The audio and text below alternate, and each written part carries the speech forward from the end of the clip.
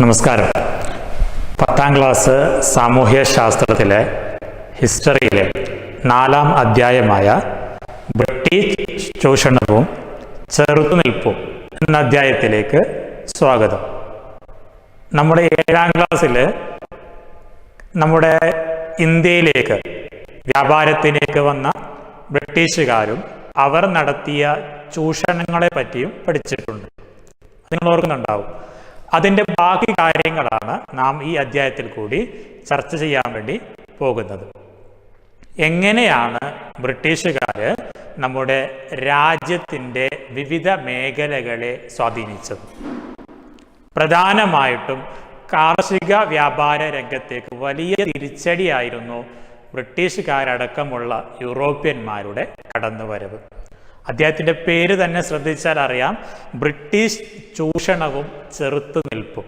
ബ്രിട്ടീഷുകാരുടെ ചൂഷണങ്ങൾക്ക് മുമ്പിൽ എങ്ങനെയാണ് ഇന്ത്യ ചെറുത്തു നിന്നത് എന്നാണ് ഈ അധ്യായം ചർച്ച ചെയ്യുന്നത്. അല്ലെങ്കിൽ ബ്രിട്ടീഷുകാർക്കെതിരായ ഒരു സമരത്തിലേക്ക് ഇന്ത്യ കടക്കാനുണ്ടായ കാരണങ്ങൾ എന്തൊക്കെ, അതാണ് നമ്മൾ ഈ അധ്യായത്തിൽ കൂടി ചർച്ച ചെയ്യാൻ വേണ്ടി പോകുന്നത്. നിങ്ങൾ 7ാം ക്ലാസ്സിൽ ദാദാഭായ് നവറോജിയുടെ ചോർച്ചാ സിദ്ധാന്തം പഠിച്ചത് ഓർക്കുന്നുണ്ടാകും ഇല്ലേ? എന്താണ് ചോർച്ചാ സിദ്ധാന്തത്തിൽ അദ്ദേഹം ഒരു ഉപമ പറയുന്നുണ്ട്. ഇന്ത്യയിലെ ഗംഗാനദിയിലെ വെള്ളം ഒരു സ്പോഞ്ചിലാക്കുകയും അത് ബ്രിട്ടനിലെ തേംസ് നദിയിൽ കൊണ്ടുപോയി അവിടെ പിഴിയുകയും ചെയ്തു അല്ലേ? എന്താ സ്പോഞ്ചിന്റെ പ്രത്യേകത? അത് ആ വെള്ളം ഇങ്ങനെ വലിച്ചെടുക്കും അല്ലേ? അപ്പൊ ഗംഗാ നദിയിലെ വെള്ളം കൊണ്ടുപോയിട്ട് തേംസ് നദിയിൽ കൊണ്ടുപോയി പിഴിയുന്ന തരത്തിലായിരുന്നു ചൂഷണം എന്നാണ് ദാദാഭായ് നവറോജി ബ്രിട്ടീഷുകാരുടെ ചൂഷണത്തെ കുറിച്ച് ചോർച്ചാ സിദ്ധാന്തത്തിൽ പ്രതിപാദിച്ചത്. അത്രത്തോളം വലിയ ചൂഷണമാണ് ഇന്ത്യയിൽ നടന്നത്. എന്തൊക്കെയായിരുന്നു ആ ചൂഷണത്തിലേക്ക് നയിച്ച കാരണങ്ങൾ? അതാണ് ഈ അധ്യായത്തിൽ പ്രധാനമായിട്ടും ചർച്ച ചെയ്യുന്നത്. അതായത് 1757. എന്താണ് 1757 പ്രത്യേകത? നമ്മൾ 6ാം ക്ലാസ്സിലടക്കം പഠിച്ചിട്ടുണ്ട്, പ്ലാസി യുദ്ധം അല്ലേ? അപ്പൊ 1757 പ്ലാസി യുദ്ധം മുതൽ 1857. എന്താണ് 1857 പ്രത്യേകത? 1ാം സ്വാതന്ത്ര്യ സമരം നടക്കുന്നത് 1857. അപ്പൊ 1757 മുതലുള്ള 1857 വരെയുള്ള കാലഘട്ടം, ആ 100 വർഷക്കാലം ഇന്ത്യ ചരിത്രത്തെ സംബന്ധിച്ചിടത്തോളം വളരെ പ്രധാനപ്പെട്ട വർഷമായിരുന്നു. ബ്രിട്ടീഷുകാർ ഇന്ത്യയിൽ അവരുടെ സകല കഴിവുകളും ഉപയോഗപ്പെടുത്തി എങ്ങനെ ഇന്ത്യയെ ചൂഷണം ചെയ്യാം എന്ന് അവർ പ്രാവർത്തികമാക്കിയത് ഈ ഒരു 100 വർഷ കാലയളവിലായിരുന്നു. ദുരിതപൂർണമായ കാലഘട്ടമാണ് ഇന്ത്യയെ സംബന്ധിച്ചിടത്തോളം 1757 857 ഇടയിലുള്ള 100 വർഷക്കാലം എന്ന് പറയുന്നത്. അധ്യായത്തിലേക്ക് പ്രവേശിച്ചു കഴിഞ്ഞാൽ ആദ്യ ഭാഗത്ത് ഒരു കഥയുടെ ഒരു ഭാഗം കൊടുത്തിരിക്കുകയാണ്. ഒന്ന് എല്ലാവരും അത് വായിച്ചു നോക്കിയേ. എന്താണ് അതിനകത്ത് പറയുന്നത്? 1907 ജനുവരിയിലെ ഒരു ദിനം കൽക്കത്തയ്ക്കടുത്തുള്ള ഒരു ഗ്രാമത്തിലെ കർഷകനായിരുന്ന ഗാംഗുലി മകളുടെ വിവാഹമായിരുന്നു അന്ന്. മുറ്റത്തൊരുക്കിയ ചെറുപന്തലിൽ ധാരാളം അതിഥികൾ ഉണ്ടായിരുന്നു. അവരെയെല്ലാം മധുര പലഹാരങ്ങൾ നൽകിയാണ് ഗാംഗുലിയും ബന്ധുക്കളും സ്വീകരിച്ചത്. എന്നാൽ ഈ നൽകിയ മധുര പലഹാരങ്ങളിൽ ഒന്നിലും പഞ്ചസാര ചേർത്തിരുന്നില്ല. പകരം ശർക്കരയായിരുന്നു ഉപയോഗിച്ചത്. മധുരത്തിന് വേണ്ടി ശർക്കരയായിരുന്നു ഉപയോഗിച്ചത്.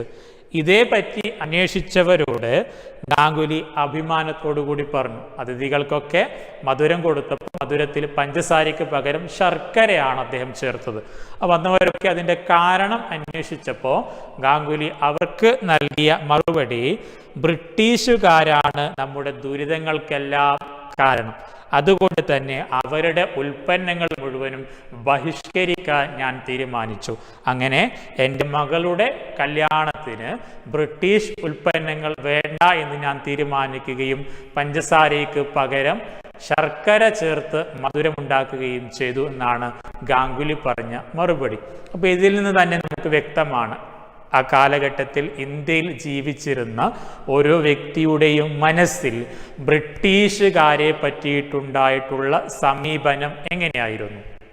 അല്ലെ, വളരെയധികം വൈരാഗ്യബുദ്ധി അവരോടുണ്ടായിരുന്നു. അവർ ചെയ്ത ചൂഷണങ്ങൾ തന്നെയാണ് അതിനൊക്കെയും കാരണം. അതുകൊണ്ട് അവരുടെ ഉൽപ്പന്നങ്ങൾ ഇന്ത്യൻ ജനങ്ങൾ വേണ്ട എന്ന് വെക്കുക പോലും ചെയ്തു. അപ്പം അത്തരത്തിൽ വലിയ ചൂഷണങ്ങൾ ബ്രിട്ടീഷുകാർ ചെയ്തിട്ടുണ്ട്. ഇനി തൊട്ടിപ്പുറത്തെ പേജിലേക്ക് വന്നു കഴിഞ്ഞാൽ അവർ ബ്രിട്ടീഷുകാർക്ക് കീഴിലുണ്ടായിരുന്ന പ്രദേശങ്ങൾ 1857 ബ്രിട്ടീഷുകാർക്ക് കീഴിലുണ്ടായിട്ടുള്ള പ്രദേശങ്ങളുടെ ഭൂപടം നൽകിയിരിക്കുന്നു. അതിൽ ആ മഞ്ഞ നിറത്തിൽ അടയാളപ്പെടുത്തിയ മുഴുവൻ പ്രദേശങ്ങളും ബ്രിട്ടീഷുകാരുടെ ഭരണത്തിന് കീഴിലുണ്ടായിരുന്നതാണ്. അപ്പം ആ ഭൂപടം പരിശോധിക്കുമ്പോൾ തന്നെ അറിയാം, 90% പ്രദേശങ്ങളുടെയും ആധിപത്യം ബ്രിട്ടീഷുകാർക്ക് കീഴിലായിരുന്നു. ബ്രിട്ടീഷുകാർ നേരിട്ട് നിയന്ത്രണത്തിലാക്കിയ പ്രദേശങ്ങളായിരുന്നു അതൊക്കെയും. ഇനി ഈ ബ്രിട്ടീഷുകാർക്ക്, ഈ ഗാംഗുലി അടക്കമുള്ള ആളുകൾക്ക് ബ്രിട്ടീഷുകാരോട് വിയോജിപ്പ് വരാനുണ്ടായ പ്രധാന കാരണം എന്തായിരിക്കാം? മറ്റൊന്നുമല്ല, അവർ നടപ്പിലാക്കിയ ചില നയങ്ങൾ, ചില പരിഷ്കാരങ്ങളൊക്കെ തന്നെയാണ് അവരോട് വിയോജിപ്പ് പ്രകടമായത്. അതിൽ പ്രധാനപ്പെട്ട ഒന്നാണ് അവർ നടപ്പിലാക്കിയ നികുതി സമ്പ്രദായം. ബ്രിട്ടീഷുകാർ ഇന്ത്യയിൽ നടപ്പിലാക്കിയ നികുതി സമ്പ്രദായമായിരുന്നു അതിൽ പ്രധാനപ്പെട്ടത്. പ്രത്യേകിച്ചിട്ട് ഭൂനികുതിയാണ് ഇന്ത്യൻ ജനതയെ കൂടുതൽ ദുരിതപൂർണമായ ജീവിതത്തിലേക്ക് കടത്തിവിട്ടത്. ആ കാലഘട്ടത്തിൽ കൂടുതൽ ജനങ്ങളും കൃഷിയോ അല്ലെങ്കിൽ കൃഷിയുമായി ബന്ധപ്പെട്ട മറ്റു മേഖലകളോ ആണ് ജീവിത ഉപാധിയായി തെരഞ്ഞെടുത്തിരുന്നത്. സ്വാഭാവികമായിട്ടും ഭൂനികുതി വ്യവസ്ഥ അല്ലെങ്കിൽ അമിത നികുതി വ്യവസ്ഥ ഇത്തരക്കാരുടെ ജീവിതത്തെ തന്നെ താളം തെറ്റിക്കുന്നതായിട്ട് മാറി. ബ്രിട്ടീഷുകാർ പ്രധാനമായിട്ടും കൊണ്ടുവന്ന നികുതി വ്യവസ്ഥ, ഒന്ന് ശാശ്വത ഭൂനികുതി വ്യവസ്ഥ, റേറ്റ്വാരി വ്യവസ്ഥ, മഹൽവാരി വ്യവസ്ഥ എന്നിവയാണ് പ്രധാനപ്പെട്ട 3 ഭൂനികുതി വ്യവസ്ഥകൾ. ഇതൊക്കെ ശാശ്വത ഭൂനികുതി വ്യവസ്ഥ, റേറ്റ്വാരി വ്യവസ്ഥ, മഹൽവാരി വ്യവസ്ഥ എന്നിവയാണ് ബ്രിട്ടീഷുകാർ ഇന്ത്യയിൽ നടപ്പിലാക്കിയ പ്രധാനപ്പെട്ട ഭൂനികുതി സമ്പ്രദായങ്ങൾ. അപ്പൊ ഈ ഓരോന്നിനും പ്രത്യേകതകളുണ്ട്. എന്തിനാണ് ഇത്തരത്തിൽ അവര് നികുതി സമ്പ്രദായം നടപ്പിലാക്കിയത്? ഒറ്റ ലക്ഷ്യമേ ഉണ്ടായിട്ടുള്ളൂ, ധാരാളം പണം സമ്പാദിക്കുക, പരമാവധി വരുമാനം ഉണ്ടാക്കുക. ഈ നികുതിയിൽ നിന്ന് പരമാവധി വരുമാനം ഉണ്ടാക്കുക എന്നുള്ളതായിരുന്നു ബ്രിട്ടീഷുകാരുടെ പ്രഥമ ലക്ഷ്യം. അതിനു വേണ്ടിയിട്ടാണ് അവർ നികുതി സമ്പ്രദായം നടപ്പിലാക്കിയത്. അപ്പോൾ ശാശ്വത ഭൂനികുതി വ്യവസ്ഥ, റേറ്റ്വാരി വ്യവസ്ഥ, മഹൽവാരി വ്യവസ്ഥ എന്നിവയാണ് പ്രധാനപ്പെട്ട ഭൂനികുതി വ്യവസ്ഥകൾ. അപ്പം ഇത് ഏതൊക്കെ പ്രദേശങ്ങളിലാണ് നടപ്പിലാക്കിയത് അതുമായി ബന്ധപ്പെട്ടിട്ടുള്ള ഒരു ടേബിൾ നമ്മുടെ പാഠപുസ്തകത്തിൽ നൽകിയിട്ടുണ്ട്. ബംഗാൾ, ബീഹാർ, ഒറീസ തുടങ്ങിയ പ്രദേശങ്ങളിലാണ് ശാശ്വത ഭൂനികുതി വ്യവസ്ഥ നടപ്പിലാക്കിയത്. അത് കൂടുതലും ബാധിച്ചത് ബംഗാളിലെ ജനങ്ങളെയായിരുന്നു. റേറ്റ്വാരി സമ്പ്രദായം പ്രത്യേകിച്ച് ദക്ഷിണേന്ത്യൻ പ്രദേശങ്ങളിലാണ് നടപ്പിലാക്കിയത്. മഹൽവാരി വ്യവസ്ഥ വടക്കു പടിഞ്ഞാറൻ ഭാഗത്തുള്ള ഗ്രാമപ്രദേശങ്ങളിലായിരുന്നു കൂടുതലായിട്ടും ബ്രിട്ടീഷുകാർ നടപ്പിലാക്കിയത്. ഇനി ഈ പറയപ്പെട്ട 3 ഭൂനികുതി വ്യവസ്ഥകളുടെയും സവിശേഷതകൾ എന്തൊക്കെയെന്നാണ് നാം പരിശോധിക്കാൻ വേണ്ടി പോകുന്നത്. അപ്പോൾ നമുക്ക് ആദ്യം ശാശ്വത ഭൂനികുതി വ്യവസ്ഥയുടെ സവിശേഷതകൾ എന്തെല്ലാമെന്ന് നോക്കാം. എവിടെയാണ് ഇത് നടപ്പിലാക്കിയത്? ബംഗാൾ, ബീഹാർ, ഒറീസ സംസ്ഥാനങ്ങളിലാണ് പ്രധാനമായിട്ടും ശാശ്വത ഭൂനികുതി വ്യവസ്ഥ നടപ്പിലാക്കിയത്. അതിലെ ഏറ്റവും പ്രധാനപ്പെട്ട സവിശേഷത എന്ന് പറയുന്നത് ഈ നികുതി പിരിച്ചെടുക്കാൻ നിയോഗിക്കപ്പെട്ട ആളെ പറയുന്ന പേര് സെമീന്ദാർ എന്നായിരുന്നു. ശാശ്വത ഭൂനികുതി വ്യവസ്ഥയിലൂടെ നികുതി പിരിച്ചെടുക്കുന്ന ആളെ പറയുന്ന പേര് സെമീന്ദാർ എന്നായിരുന്നു. അതുകൊണ്ട് തന്നെ സെമീന്ദാർ വ്യവസ്ഥ എന്നും ഇതിനെ പറയപ്പെടുന്നുണ്ട്. കർഷകർ കൃഷി ചെയ്ത വിളയുടെ 60% എന്ത് ചെയ്യണം? നികുതിയായിട്ട് അടക്കണം എന്നുള്ളതാണ് ശാശ്വത ഭൂനികുതി വ്യവസ്ഥ കൊണ്ട് ഉദ്ദേശിക്കുന്നത്. എത്രയാണ്? 60%. അതായത് അവർ കൃഷി ചെയ്തതിൻ്റെ പകുതിയിലധികവും നികുതിയായിട്ട് അടക്കണം എന്നുള്ളൊരു നിയമം ശാശ്വത ഭൂനികുതി വ്യവസ്ഥയിലൂടെ ബ്രിട്ടീഷുകാർ നടപ്പിലാക്കി. ഇനി വിളവ് മോശമായാലും, കാലാവസ്ഥ പ്രതികൂലമായതിൻ്റെ പേരിലോ അല്ലെങ്കിൽ മറ്റു പ്രകൃതി ദുരന്തങ്ങളുടെ പേരിലോ എന്തിൻ്റെ പേരിലായാലും ഈ പറയപ്പെട്ട വിളവ് മോശമായാലും നികുതി നിർബന്ധമായിട്ടും നൽകണം. നികുതിയിൽ യാതൊരുവിധ വിട്ടുവീഴ്ചയും ചെയ്തിരുന്നില്ല. നികുതി പിരിവിൻ്റെ അധികാരമുണ്ടായിരുന്ന പ്രദേശത്തെ മുഴുവനും ഭൂമിയുടെയും ഉടമസ്ഥത ജമീന്ദാർക്ക് തന്നെയായിരുന്നു. അപ്പോൾ ജമീന്ദാറിൻ്റെ ചുമതല ഭൂനികുതി മാത്രമല്ല, അവിടെ ഉണ്ടായിട്ടുള്ള ഭൂമിയുടെ ഉടമസ്ഥാവകാശവും ജമീന്ദാർമാർക്കായിരുന്നു. അപ്പോൾ ഞാൻ നേരത്തെ രണ്ടാമത് പറഞ്ഞ പോയിന്റ് നിങ്ങൾ പ്രത്യേകം ശ്രദ്ധിക്കണം. 60% കൃഷിവിളയുടെ 60% നികുതിയായിട്ട് നൽകണം എന്നൊരു നിയമം ആ കാലഘട്ടത്തിൽ ബ്രിട്ടീഷുകാർ നടപ്പിലാക്കിയിരുന്നു. അപ്പോൾ കൃഷി ചെയ്തത് വിളയുടെ പകുതിയിൽ അധികവും. അപ്പോൾ നമുക്കറിയാം, തീർച്ചയായിട്ടും ആ കാലഘട്ടത്തിലെ കർഷകർക്കിടയിൽ ബ്രിട്ടീഷുകാരോടൊരു പ്രതികാരമുണ്ടാകാം. കാരണം എന്താണ്? ഏറ്റവും വലിയ ചൂഷണമാണത്. തങ്ങൾ അധ്വാനിച്ചുണ്ടാക്കിയ വിളയുടെ പകുതിയിലധികവും നികുതി നൽകുക എന്ന് പറയുന്നത് കർഷകർക്കെതിരെയുള്ള വെല്ലുവിളിയാണ്, വലിയ ചൂഷണം തന്നെയാണ്. അപ്പോൾ അതാണ് റയട്ട്വാരി വ്യവസ്ഥയുടെ പ്രധാനപ്പെട്ട സവിശേഷതകൾ. ഇനി നമുക്ക് എന്താണ് മഹൽവാരി സമ്പ്രദായം എന്ന് നോക്കാം. മഹൽവാരി സമ്പ്രദായത്തിൻ്റെ പ്രത്യേകതകൾ എന്തൊക്കെയെന്ന് നോക്കാം. അപ്പം മഹൽ എന്ന് പറഞ്ഞാൽ ഗ്രാമം എന്നാണ് അർത്ഥം. മഹൽ എന്ന് പറഞ്ഞാൽ ഗ്രാമം എന്നാണ് അർത്ഥം. അപ്പോൾ ഒരു ഗ്രാമത്തെ ഒരു യൂണിറ്റാക്കി കണക്കാക്കുകയും അവിടെ നിന്ന് പിരിച്ചെടുത്ത നികുതിയെയാണ് മഹൽവാരി സമ്പ്രദായം എന്ന് പറയുന്നത്. മഹൽ എന്ന് പറഞ്ഞാൽ ഗ്രാമം. അപ്പോൾ നമ്മൾ നേരത്തെ പറഞ്ഞു, വടക്ക് പടിഞ്ഞാറൻ ഇന്ത്യയുടെ ഗ്രാമപ്രദേശങ്ങളിൽ ബ്രിട്ടീഷുകാർ കൊണ്ടുവന്ന നികുതി സമ്പ്രദായമാണ് മഹൽവാരി സമ്പ്രദായം. മഹൽ എന്ന് പറഞ്ഞാൽ ഒരു ഗ്രാമം, ഒരു ഗ്രാമത്തെ ഒരു യൂണിറ്റാക്കി കണക്കാക്കുകയും അവിടെ നിന്ന് നികുതി പിരിച്ചെടുക്കുകയും ചെയ്തു. അതാണ് മഹൽവാരി വ്യവസ്ഥ എന്ന് പറയുന്നത്. ഇനി എന്താണ് റയട്ട്വാരി സമ്പ്രദായം? അപ്പോൾ നേരത്തെ കോളം ചർച്ച ചെയ്യുമ്പോൾ പറഞ്ഞിരുന്നു, റയട്ട്വാരി സമ്പ്രദായം നടപ്പിലാക്കിയത് പ്രധാനമായിട്ടും ദക്ഷിണേന്ത്യൻ സംസ്ഥാനങ്ങളിലാണ്.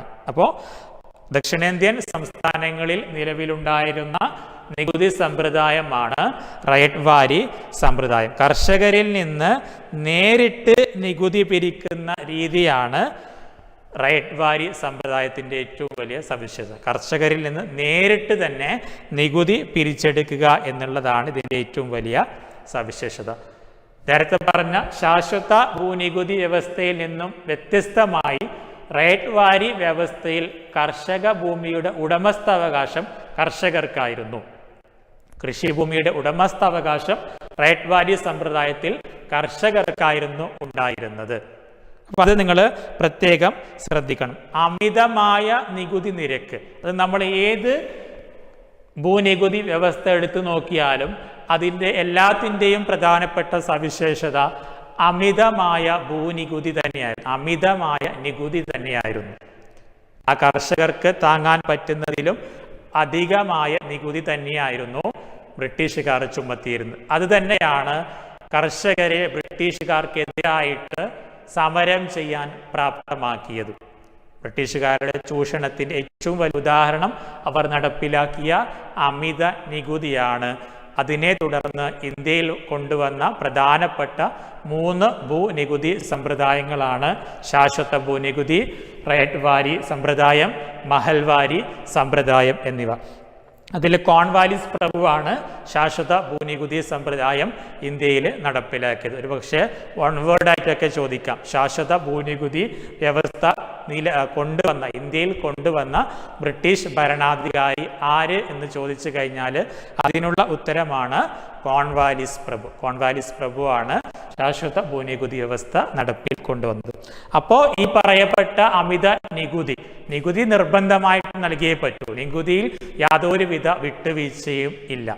നേരത്തെ തന്നെ പറഞ്ഞിരുന്നു, വിള മോശമായാൽ പോലും നികുതിയിൽ യാതൊരുവിധ വിട്ടുവീഴ്ചയും നൽകിയിരുന്നില്ല. അപ്പം ഇങ്ങനെ നികുതി കൊടുക്കാൻ സാധിക്കാത്ത കർഷകരെല്ലാം തന്നെ കൊള്ളപ്പലിശക്കാരിൽ നിന്ന് പണം വായ്പ എടുത്ത് നികുതി കൊടുക്കുന്ന സമ്പ്രദായം വരെ ഈ കാലഘട്ടത്തിൽ ഉണ്ടായിരുന്നു എന്നാണ് പറയുന്നത്. അതാണ് ബ്രിട്ടീഷ് ചൂഷണത്തിൻ്റെ ഒരു മുഖം. ഇനി അടുത്ത മുഖം എന്ന് പറയുന്നത് കൃഷിയുടെ വാണിജ്യവൽക്കരണമാണ്. മറ്റൊരു ചൂഷണമായിട്ട് നമുക്ക് പറയാൻ വേണ്ടി പറ്റുന്നത്. എന്താണ് കൃഷിയുടെ വാണിജ്യവൽക്കരണം എന്നുകൊണ്ട് അർത്ഥമാക്കുന്നത്? ഭക്ഷ്യവിളകൾക്ക് പകരം നാണ്യവിളകൾ കൃഷി ചെയ്യുക എന്നതാണ് കൃഷിയുടെ വാണിജ്യവൽക്കരണം എന്നതുകൊണ്ട് അർത്ഥമാക്കുന്നത്. ഈ പഴയ കാലത്ത്, അതായത് ഈ പറയപ്പെട്ട കാലഘട്ടത്തിൽ 1757 മുതൽ 857 വരെയുള്ള ഈ കാലഘട്ടത്തിൽ കർഷകർ പ്രധാനമായും കൃഷി ചെയ്തിരുന്നത് ആ ഒരു ഗ്രാമത്തിലേക്ക് ആവശ്യമായിട്ടുള്ള ഭക്ഷ്യവസ്തുക്കളാണ്. ധാന്യങ്ങളോ പച്ചക്കറികളോ അങ്ങനെ നിത്യോപയോഗത്തിന് ആവശ്യമായിട്ടുള്ള വസ്തുക്കളാണ് പ്രധാനമായിട്ടും അവർ കൃഷി ചെയ്തിരുന്നത്. പക്ഷേ ബ്രിട്ടീഷുകാർ ഒരു നയം കൊണ്ടുവന്നോ, എന്താണ്, ഭക്ഷ്യവിളകൾ ഉൽപ്പാദിപ്പിക്കുന്നതിന് പകരം അവിടെ നാണ്യവിളകൾ ഉൽപ്പാദിപ്പിക്കുക എന്നുള്ളതായിരുന്നു ബ്രിട്ടീഷുകാർ കൊണ്ടുവന്നിട്ടുള്ള പുതിയ നയം. അങ്ങനെ കൃഷി ചെയ്യാൻ ബ്രിട്ടീഷുകാര് കർഷകരെ നിർബന്ധിതരാക്കുന്ന അവസ്ഥകൾ പോലും ഉണ്ടായി. നിർബന്ധിപ്പിച്ച് അവരുടെ ഭക്ഷ്യവിളകൾ കൃഷി ചെയ്യുന്ന പാടങ്ങളിൽ നാണ്യവിളകൾ കൃഷി ചെയ്തിരുന്നു. ഏതൊക്കെയാണ് പ്രധാനപ്പെട്ട വിളകൾ, ഏതൊക്കെ പ്രദേശങ്ങളിലാണ് ഇവ കൃഷി ചെയ്തിരുന്നത്, അതുമായി ബന്ധപ്പെട്ടിട്ടുള്ളൊരു ടേബിൾ നമ്മുടെ പാഠപുസ്തകത്തിലുണ്ട്. വിളകളും പ്രദേശവും. പ്രധാനപ്പെട്ട വിളകൾ നീലം, പരുത്തി, കരിമ്പ്, തേയില, ചണം, ഗോതമ്പ് തുടങ്ങിയവയായിരുന്നു കൃഷി ചെയ്യിപ്പിച്ചിരുന്നത്. അതിൽ നീലമാണ് ഏറ്റവും പ്രധാനമായിട്ട് നമുക്ക് പറയാനുള്ളത്. നമ്മൾ അടുത്ത ഭാഗത്ത് നീലവുമായി ബന്ധപ്പെട്ട് ഇന്ത്യയിൽ ഉയർന്നു വന്ന കലാപത്തെക്കുറിച്ച് പറയുന്നുണ്ട്. അത് ബംഗാളിലാണ്. അപ്പൊ നീലം പ്രധാനമായിട്ടും ആ കാലഘട്ടത്തിൽ കൃഷി ചെയ്തിരുന്നത് ബംഗാളിലാണ്. പരുത്തി പഞ്ചാബിലും മഹാരാഷ്ട്രയിലുമാണ് കൂടുതലായിട്ടും കൃഷി ചെയ്തിരുന്നത്. കരിമ്പ് ഉത്തർപ്രദേശിൽ കൃഷി ചെയ്തപ്പോൾ തേയില അസമിലും കേരളത്തിലുമാണ് പ്രധാനമായിട്ടും കൃഷി ചെയ്തിരുന്നത്. ചണം ബംഗാളിൽ കൃഷി ചെയ്തു. ഗോതമ്പ് പഞ്ചാബിലാണ് ഏറ്റവും കൂടുതലായിട്ട് കൃഷി ചെയ്യിപ്പിച്ചത്. അപ്പൊ എന്താണ് കൃഷിയുടെ വാണിജ്യവൽക്കരണം എന്ന് ചോദിച്ചു കഴിഞ്ഞാൽ നമ്മൾ എഴുതേണ്ട ഉത്തരം ഭക്ഷ്യവിളകൾക്ക് പകരം ധാന്യവിളകൾ കൃഷി ചെയ്യുക. വാണിജ്യം, അതായത് കൃഷിയെ കച്ചവടത്തിലേക്ക് മാറ്റി. ബ്രിട്ടീഷുകാരുടെ താല്പര്യങ്ങൾക്ക് വേണ്ടി കൃഷിയെ മാറ്റിമറിക്കപ്പെട്ടു. അതാണ് കൃഷിയുടെ വാണിജ്യവൽക്കരണം എന്നതുകൊണ്ട് അർത്ഥമാക്കുന്നത്. കർഷകരെ കൊണ്ട് നിർബന്ധിപ്പിച്ചാണ് ഇത്തരം വിളകൾ അവർ കൃഷി ചെയ്യിപ്പിച്ചിരുന്നത്. അപ്പം നേരത്തെ പറഞ്ഞു നീലം കൃഷി. ഈ നീലം കൃഷിയെ തുടർന്ന് ഇന്ത്യയിൽ ഒരു കലാപം ഉയർന്നു വന്നു. ഇതാണ് നീലം കർഷകരുടെ കലാപം, അല്ലെ നീലം കലാപം എന്നറിയപ്പെടുന്നത്. ബംഗാളിലാണ് ഈ കലാപം ഉയർന്നു വന്നത്. എന്താണ് നീലം കലാപം, എന്താണ് ഇതിനുള്ള കാരണങ്ങൾ എന്നതാണ് അടുത്ത ഭാഗത്ത് നാം ചർച്ച ചെയ്യുന്നത്. അപ്പൊ നീലം കലാപം നടന്ന വർഷം 1859 1859 ബംഗാളിലാണ് നീലം കർഷകരുടെ പ്രധാനപ്പെട്ട കലാപം നടക്കുന്നത്. വർഷവും സ്ഥലവും നിങ്ങൾ ഓർക്കണം. ഞാൻ പറഞ്ഞിരുന്ന ഏതെങ്കിലും പ്രധാനപ്പെട്ട സംഭവങ്ങൾ നമ്മൾ എഴുതുമ്പോൾ വർഷവും അതുമായി ബന്ധപ്പെട്ട പ്രദേശവും അതിന് നേതാക്കൾ ഉണ്ടെങ്കിൽ അവരുടെ പേരും അത് എഴുതിയാൽ മാത്രമേ അത് ഉത്തരം പൂർണ്ണമാകുകയുള്ളൂ. 1859 ബംഗാളിലാണ് നീലം കലാപം നടക്കുന്നത്. എന്താണ് നീലം കലാപത്തിന്റെ കാരണം? എന്താണ് നീലം എന്ന് പറഞ്ഞാൽ? പഴയ കാലത്ത് വസ്ത്രങ്ങൾക്ക് ചായ മുക്കാൻ വേണ്ടി, കളർ മുക്കാൻ വേണ്ടി ഉപയോഗിച്ചിരുന്നതാണ് നീലം എന്ന് പറയുന്നത്. പഴയകാലത്ത് കൃത്രിമ ചായങ്ങളൊന്നും ഇല്ലാത്ത സമയത്ത് വസ്ത്രങ്ങൾക്ക് നിറമുണ്ടാക്കാൻ വേണ്ടി ഉപയോഗിച്ചിരുന്ന വസ്തുവാണ് നീലം. അപ്പൊ അത് കൃഷിക്കാരെ കൊണ്ട് നിർബന്ധിപ്പിച്ച് ബ്രിട്ടീഷുകാർ കൃഷി ചെയ്യിപ്പിച്ചു. അപ്പൊ പഴയ കാലഘട്ടത്തിൽ ഞാൻ പറഞ്ഞു കർഷകർ കൂടുതലായിട്ടും കൃഷി ചെയ്തിരുന്നത് ഭക്ഷ്യവിളകളായിരുന്നു. ഭക്ഷ്യവിളകൾ കൃഷി ചെയ്തിരുന്നതിന് പകരമായിട്ട് ബ്രിട്ടീഷുകാർ നിർബന്ധിപ്പിച്ച് നീലം കൃഷി ചെയ്യിപ്പിച്ചു. അതിനൊരു കാരണമുണ്ടായിരുന്നു. അതായത് ഇംഗ്ലണ്ടിൽ ഉയർന്നു വന്നിരുന്ന വ്യവസായ വിപ്ലവത്തെ തുടർന്ന് ഇംഗ്ലണ്ട് അടക്കമുള്ള യൂറോപ്യൻ രാജ്യങ്ങളിൽ നീലത്തിൻ്റെ വില വർദ്ധിക്കുകയും അതിൻ്റെ ഡിമാൻഡ് കൂടുകയും ചെയ്തു, ആവശ്യം വർദ്ധിക്കുകയും ചെയ്തു. അപ്പോൾ ആ ഒരു ആവശ്യം മുന്നിൽ കണ്ടുകൊണ്ട് ഇന്ത്യ എന്ന രാജ്യത്ത് നിന്ന് തങ്ങളുടെ കമ്പോളമാക്കി ഇന്ത്യയെ മാറ്റുക എന്ന ലക്ഷ്യം മുൻനിർത്തി കർഷകരെ നിർബന്ധിപ്പിച്ച് ബ്രിട്ടീഷുകാർ നീലം കൃഷി ചെയ്യിപ്പിച്ചു. അതിന് ബ്രിട്ടീഷ് ഏജന്റുമാരെയൊക്കെ ഉപയോഗിച്ചുകൊണ്ടാണ് അവർ നീലം കർഷകരായിട്ട് ഇന്ത്യൻ കർഷകരെ മാറ്റിയത്.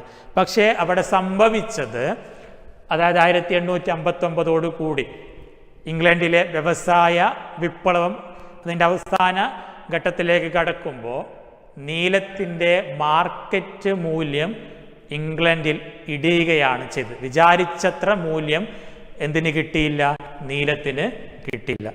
അപ്പോൾ കർഷകർ കൃഷി ചെയ്തിരുന്ന ഭക്ഷ്യവിളകൾക്ക് പകരം നിർബന്ധിപ്പിച്ച് നീലം കൃഷി ചെയ്യിപ്പിക്കുകയും പക്ഷേ അതിനവർ വിചാരിച്ച മൂല്യം ലഭിക്കാതെ വരികയും ചെയ്തു.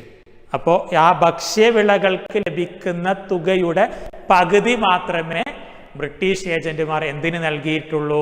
നീലത്തിന് നൽകിയിട്ടുള്ളൂ. അപ്പോൾ കർഷകരെ സംബന്ധിച്ചിടത്തോളം അത് നഷ്ടത്തിലേക്കാണ് എത്തിപ്പെട്ടത്. ഇതിനെതിരായിട്ടാണ് 1859 നീലം കർഷകര് ബംഗാളിൽ, തുടക്കം ബംഗാളിലാണ്, പിന്നീട് അത് ഉത്തരേന്ത്യ മുഴുവനും വ്യാപിക്കുകയും ചെയ്തു. ബ്രിട്ടീഷുകാർക്കെതിരെ കലാപം പ്രഖ്യാപിച്ചു. ആ കലാപത്തിൻ്റെ പിന്നിൽ സ്ത്രീകളും കുട്ടികളും വിദ്യാസമ്പന്നരായിട്ടുള്ള ആളുകൾ ഉൾപ്പെടെ ഒരു വലിയ ജനവിഭാഗം ഈ ഒരു കലാപത്തിന് പിന്തുണ പ്രഖ്യാപിക്കുകയും ചെയ്തു.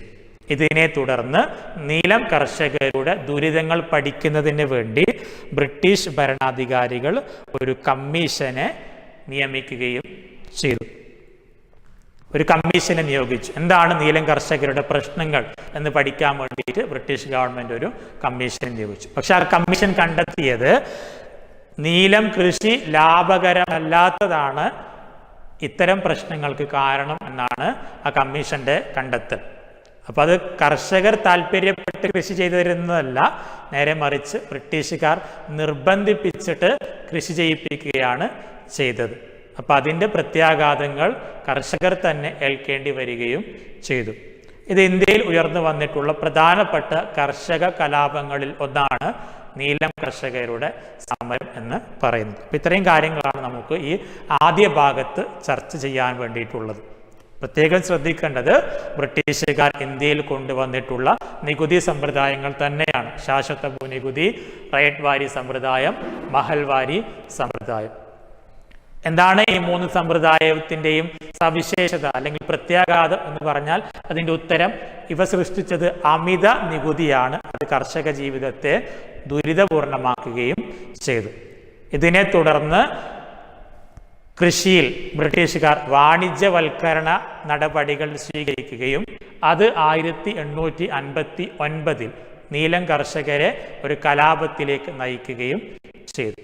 തുടർന്നുള്ള ഭാഗത്ത് അടുത്ത കർഷക കലാപങ്ങൾ, കേരളത്തിലെ കർഷക കലാപങ്ങൾ തുടങ്ങിയവയാണ് ചർച്ച ചെയ്യുന്നത്. അധ്യായത്തിൽ ചർച്ച ചെയ്തതുപോലെ തന്നെ ബ്രിട്ടീഷ് ചൂഷണവും അതിനെ നേരിടാൻ വേണ്ടി ഇന്ത്യക്കാർ നടത്തിയിട്ടുള്ള ചെറുത്തുനിൽപ്പ്